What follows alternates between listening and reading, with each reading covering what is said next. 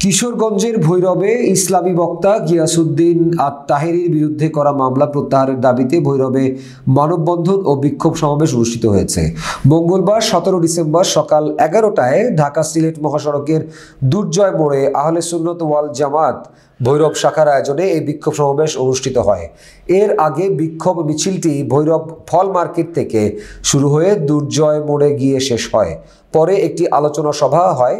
এ সময় আলোচনা সভায় সভাপতিত্ব করেন আলহাজ AIM মাহবুবুল্লাহ আল কাদরি। আরও উপস্থিত ছিলেন মাওলানা সালাউদ্দিন ও অনুষ্ঠানের সঞ্চালনায় ছিলেন মাওলানা মিশকাত রেজা। মানববন্ধন ও বিক্ষোভ সমাবেশে উপস্থিত ছিলেন ভৈরব উপজেলার সাবেক ভাইস চেয়ারম্যান আলহাজ আল মামুন, মাওলানা উসমান গনি, মাওলানা হারুনুর রশিদ রেজভি, মাওলানা খন্দকার দ্বীন ইসলাম পীর সাহেব ও হাজি মোহাম্মদ রুবেল হোসেন প্রমুখ। এ সময় বক্তারা বলেন, আল্লামা গিয়াসউদ্দিন তাহেরীর বিরুদ্ধে যে মামলা হয়েছে তা মিথ্যা ও ষড়যন্ত্রমূলক মামলা। এসব মিথ্যা মামলা দিয়ে সুন্নি জনতাকে দমিয়ে রাখা যাবে না। আল্লামা তাহেরীর বিরুদ্ধে দায়ের করা মামলা 10 দিনের মধ্যে প্রত্যাহার করতে হবে। যদি মামলা প্রত্যাহার না করা হয় তাহলে আহলে সুন্নাত ওয়াল জামাত কঠোর থেকে কঠোর কর্মসূচি ঘোষণা করবে। এছাড়া বক্তারা এই মামলার বিষয়ে সরকার সুষ্ঠু ব্যবস্থা নেবেন বলে আশা করেন। প্রসঙ্গত, ব্রাহ্মণবাড়িয়ার আখাউড়ায় ইসলামী বক্তা গিয়াসউদ্দিন আত-তাহেরীর উস্কানিতে গত শুক্রবার পুলিশের ওপর হামলা হয়েছে বলে অভিযোগ পাওয়া গেছে।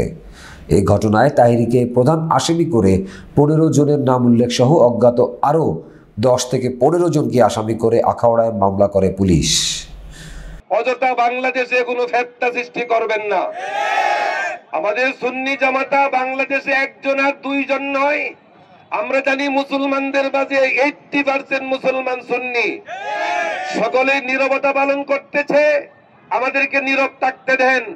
আমাদের সুন্নি নেতৃবৃন্দর বিরুদ্ধে মামলা হলে এই রাস্তাঘাট বন্ধ হয়ে যাবে, রাস্তাঘাট চলতে দেওয়া হবে না। বাংলাদেশের সুন্নি জনতা যদি মাঠে আসে তাহলে রাস্তাঘাট গাড়ি চলার রাস্তা থাকবে না।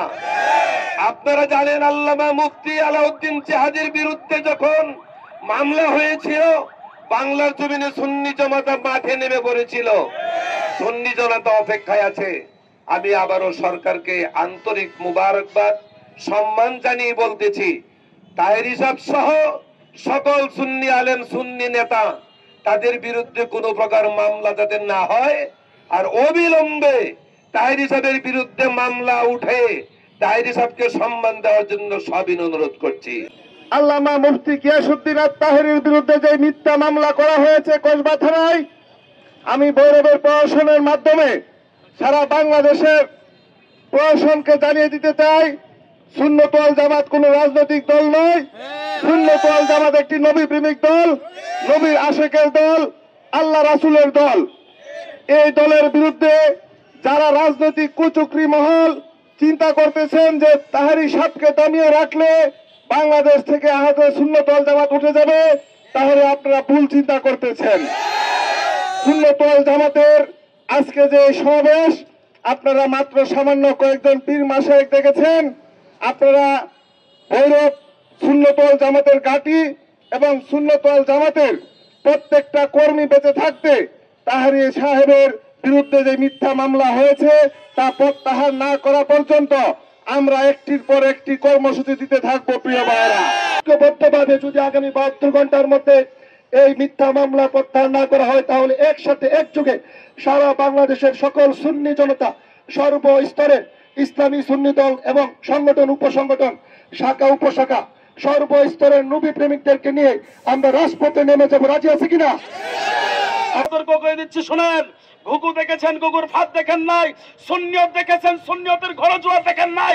সুন্নিরা যদি মাঠে নেমে যায়, একটা দলও রাস্তা পাবেন না খুঁজে পালানোর জন্য। কথা বলেন ঠিক কিনা?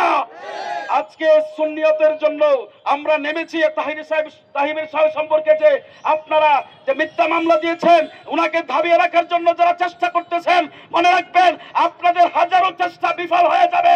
সুন্নিয়ত নবী প্রেম এই জমিনের মধ্যে প্রতিষ্ঠা হবে। কথা বলেন ঠিক কিনা? ভৈরব দুর্জয় মুখ থেকে বাংলাদেশ ইসলামী যুব সেনার পক্ষ থেকে সর্বত্র সবাইকে আহ্বান করতে চাই, অতি 24 ঘন্টার ভিতরে ওনার মিথ্যা মামলাকে প্রত্যাহার করার জন্য বর্তমান সরকার এবং প্রশাসনের কাছে জোর দাবি জানাচ্ছি, যদি না এই মিথ্যা মামলা প্রত্যাহার না করা হয়, বাংলাদেশ আহলে সুন্নাত ওয়াল জামাত সমস্ত সুন্নি জনতা রাস্তায় নামবে এবং এদের কঠোর কর্মসূচি গ্রহণ করা হবে। শাহজালালের শরীক আমরা, আউলিয়া কালামের শরীক আমরা। এই জমিন আমাদের, যারা পর কাছে আসে তারা আমাদেরকে দমিয়ে রাখতে পারবে না।